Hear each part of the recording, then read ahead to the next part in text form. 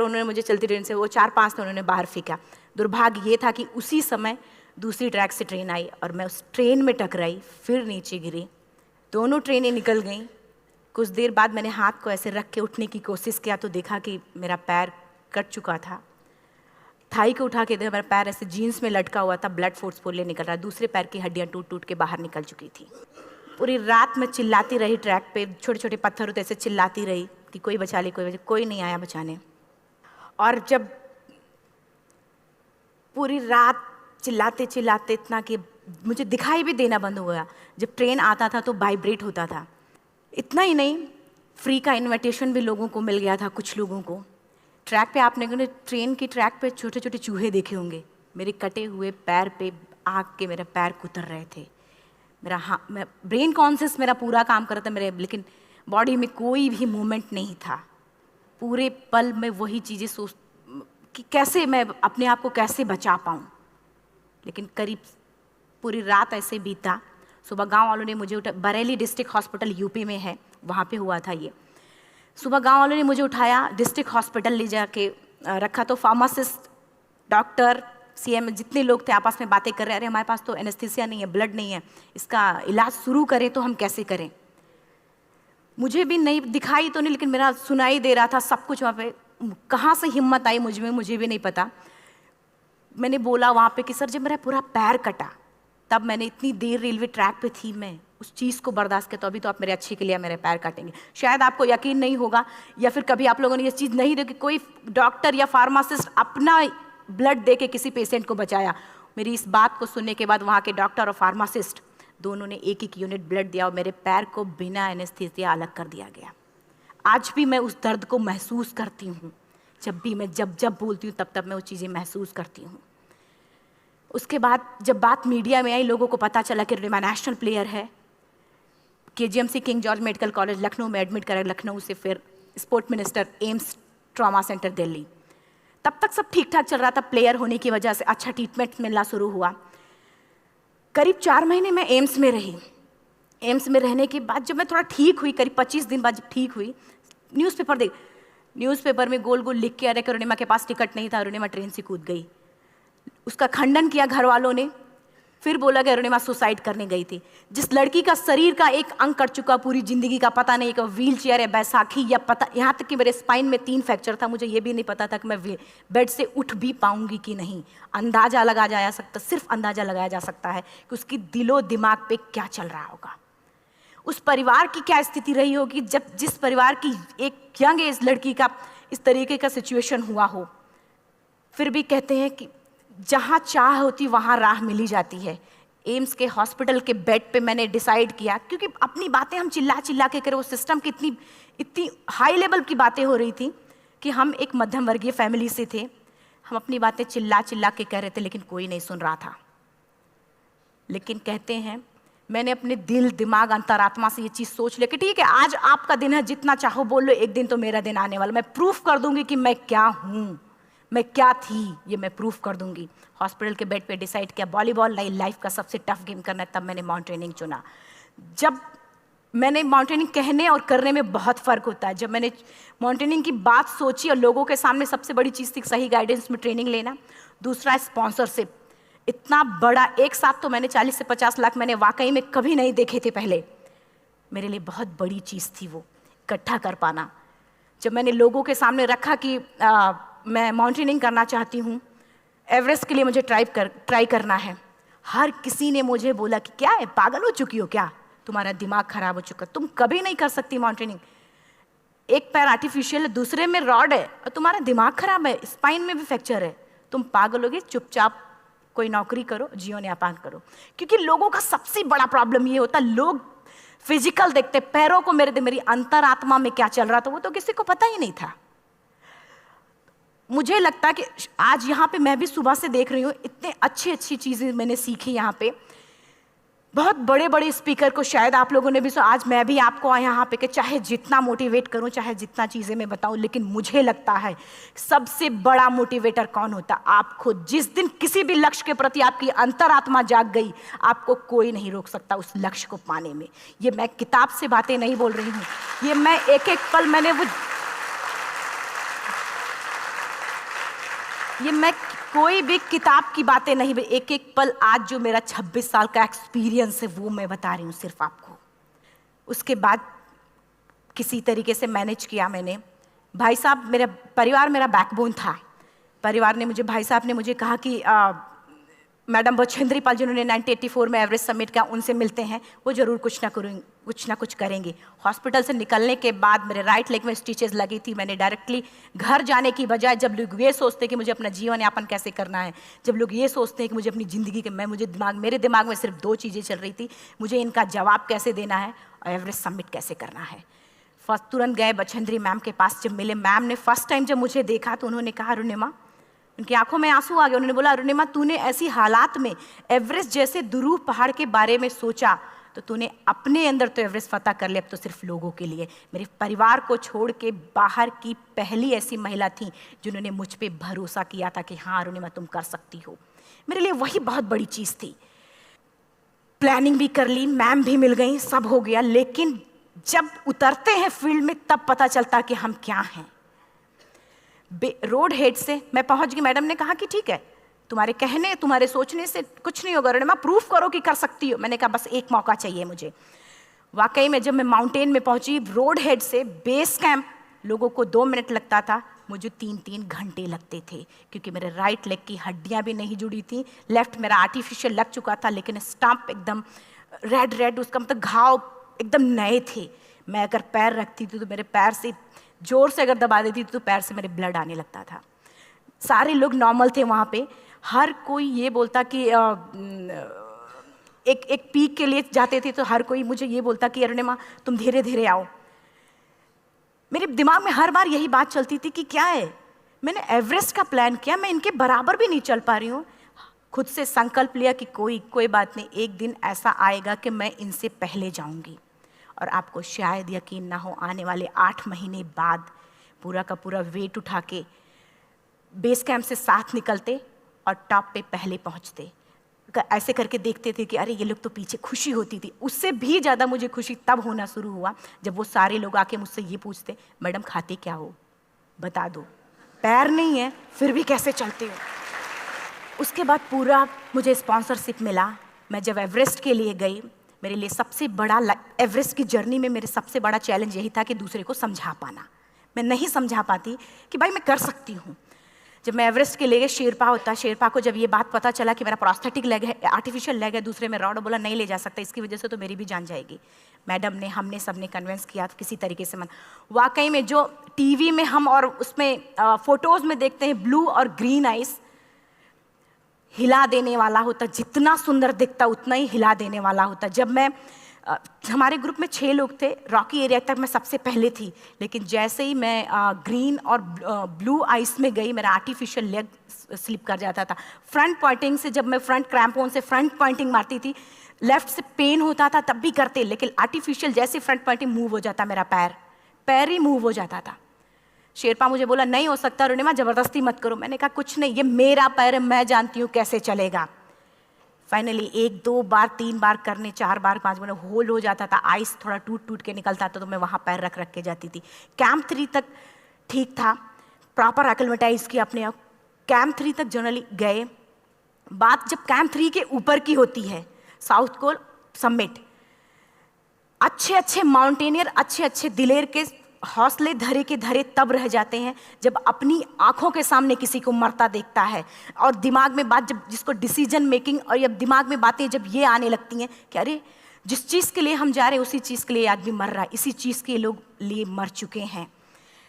रात में क्लाइंबिंग, ज़्यादा से ज़्यादा माउंटेनिंग रात में की जाती है क्योंकि वेदर शांत होता है। जब मैं रात में निकली साउथ कोल से, कैंप 4 से, मेरी हेडलाइट जिधर ही हेडलाइट जा रही थी उधर ही डेड बॉडीज़ मुझे नज़र आ रही थी।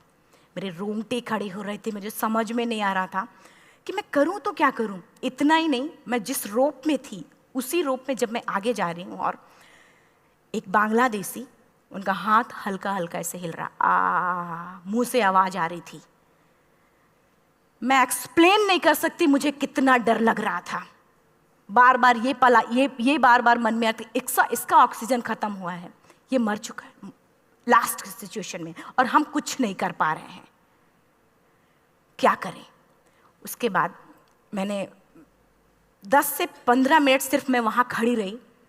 मैंने सिर्फ इतना बोला कि अगर आप सभी में से सभी ने एवरेस्ट सबमिट कर लिया तब तो ठीक है, अगर नहीं सबमिट किया है मैं सबके लिए एवरेस्ट सबमिट करूँगी और जिंदा वापस जाऊँगी।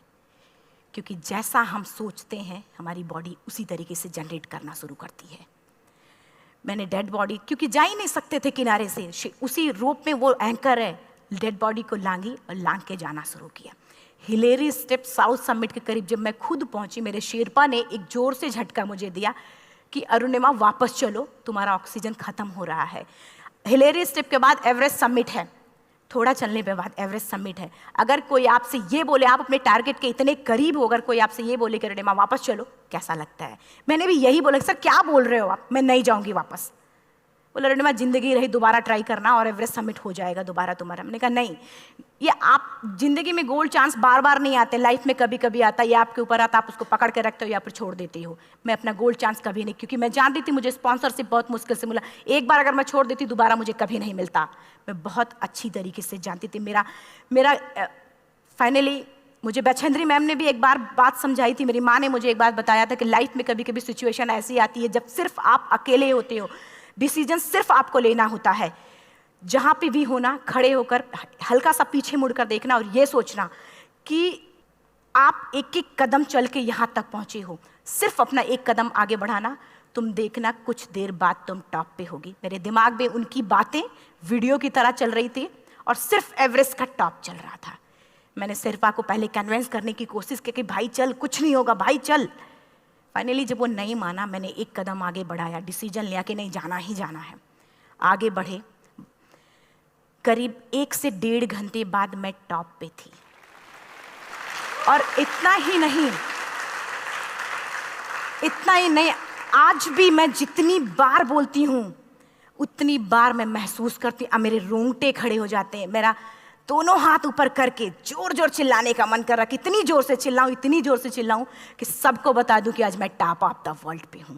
उन लोगों को बता दूं जो लोग ये सोचते हैं, लड़की, दूसरे विकलांग, तीसरे मिडिल क्लास में, जो लोग एक बार हार के फिर दोबारा लड़ना नहीं चाहते, जो लोग हारने के बाद सोचते हैं कि हम दोबारा कुछ कर नहीं सकते, उन लोगों को मैं चिल्ला चिल्ला के टॉप से बताना चाहती थी कि नहीं, आप सब कुछ कर सकते हो। सिर्फ एक सोच की विकलांगता, हैंडीकैप आदमी यहाँ से होता है, यहाँ से नहीं। अगर यहाँ से जो आदमी विकलांग है तो नॉर्मल आदमी भी विकलांग है, जो अगर यहाँ से विकलांग है। चिल्ला चिल्ला के मैं बताना चाहती थी। मैंने शेरपा से कहा कि आप एक फ़ोटो खींच लो, क्योंकि सारे लोग फ़ोटो, अपना नेशनल फ्लैग का जो वैल्यू होती है ना, वो जो हम कहीं बाहर होते हैं तो पता चलता है। मुझे भी बहुत खुशी हो रही थी, फ्लैग को हग किया और बोला फ़ोटो खींचो। बोला पागल हो गई है, तेरा ऑक्सीजन कभी भी ख़त्म हो जाएगा, नीचे चल। नहीं, फ़ोटो खींच लो। फ़ोटो खींचा उसने। वो तो अगली बार इतना तेज गुस्सा हुआ, मैंने उसको बोला कि भाई वीडियो भी बना ले। 8848 की हाइट पे ऑक्सीजन खत्म हो रहा है, आज हम भी हंस रहे हैं आप लोगों के साथ क्योंकि यहाँ पूरा ऑक्सीजन है। और 8848 की हाइट पे जब मुझे शेरपा, कोई भी शेरपा को बोलेगा भाई वीडियो बना, तो परेशान हो जाएगा, पागल हो चुकी क्या, तुम मर जा, यहाँ मैं जा रहा हूँ नीचे। मैंने कहा नहीं, कुछ नहीं होगा, आप बनाओ वीडियो। किसी तरीके से मैं 4-5 पेयर बैटरी रख के लेके गई कि डिस्पोजल कैमरा, एक अलग कैमरा की, मतलब एक नहीं काम करेगा तो दूसरा करेगा, प्रॉपर प्लानिंग से। शायद आप लोग भी सोचो कि वाकई में लड़की को इतना बड़ा रिस्क लेने की क्या जरूरत थी, कि जिंदगी कभी भी जा सकती थी इसकी। लेकिन मैंने वो रिस्क लिया क्यों? क्योंकि मैं चाहती थी, कहीं ना कहीं से मेरे भी दिमाग में ये बात आ चुका था कि मैं जिंदा वापस ना जाऊं।